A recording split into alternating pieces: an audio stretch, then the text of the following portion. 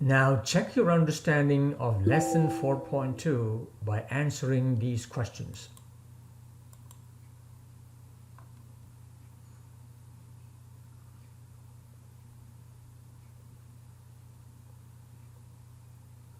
Pick your answers from here.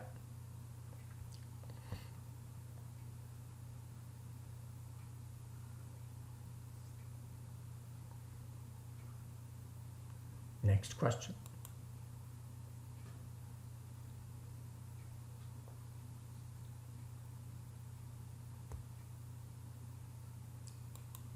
Pick your answers.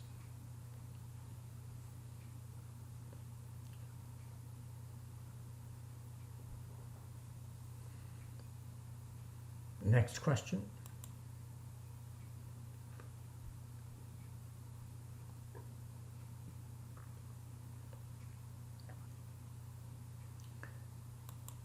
Pick your answer.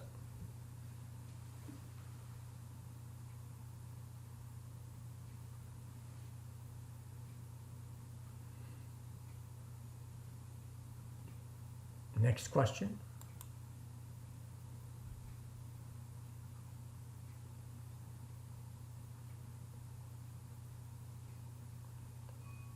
Pick your answer.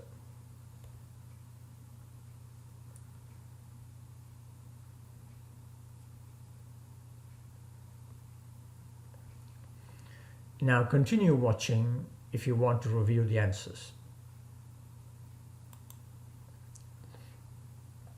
A beta particle is an electron, but the nucleus of an atom does not contain electrons.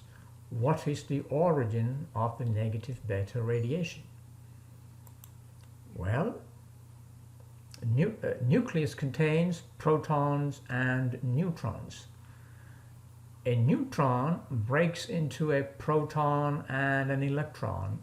The electron is emitted as the beta radiation, and the proton remains in the nucleus. It means, in effect, inside the nucleus, a neutron gets changed into a proton. As a result, what happens to the atomic number? The atomic number increases by 1. What happens to the mass number? The mass number does not change because the mass number is the number of protons plus the number of neutrons.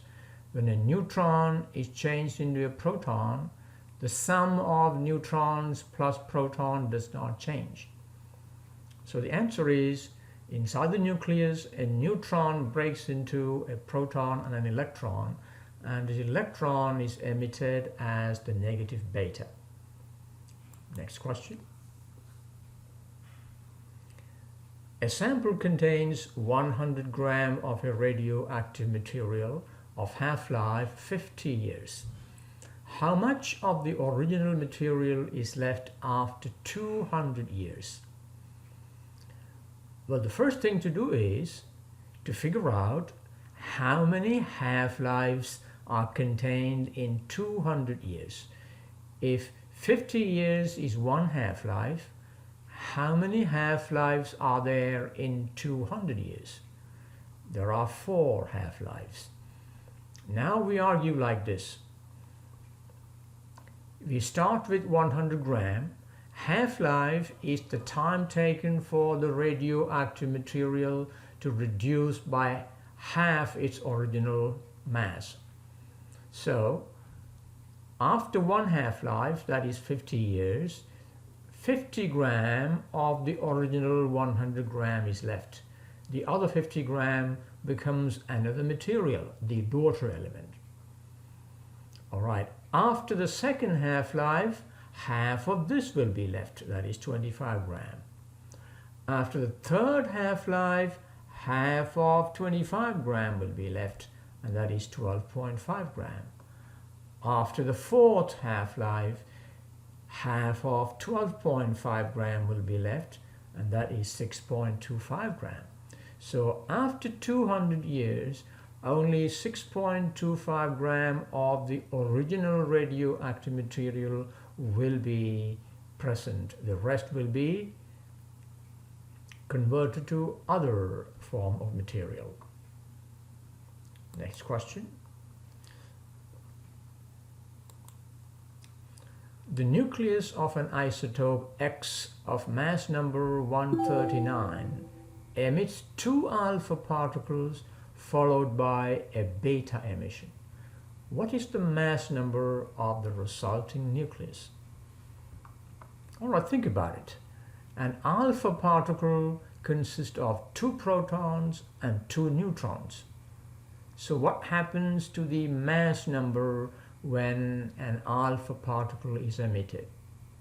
The mass number is reduced by 4 units, right? Okay, so an alpha particle consists of 2 protons and 2 neutrons.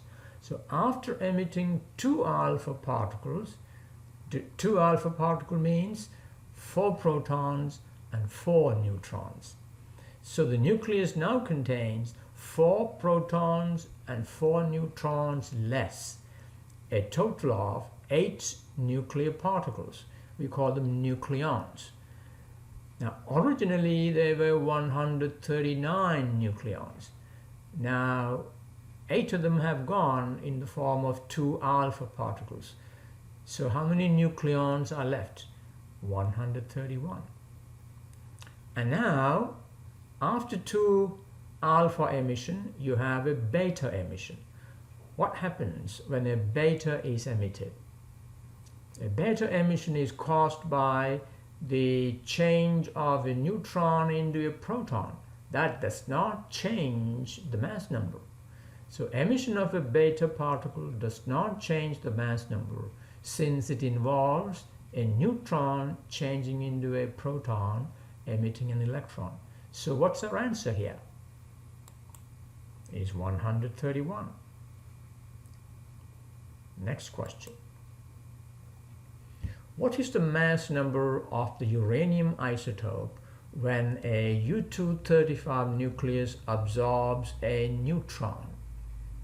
Well, 235 is the mass number of this uranium isotope. When it absorbs a neutron, there is 1 more neutron in the nucleus. That means the new mass number is 236.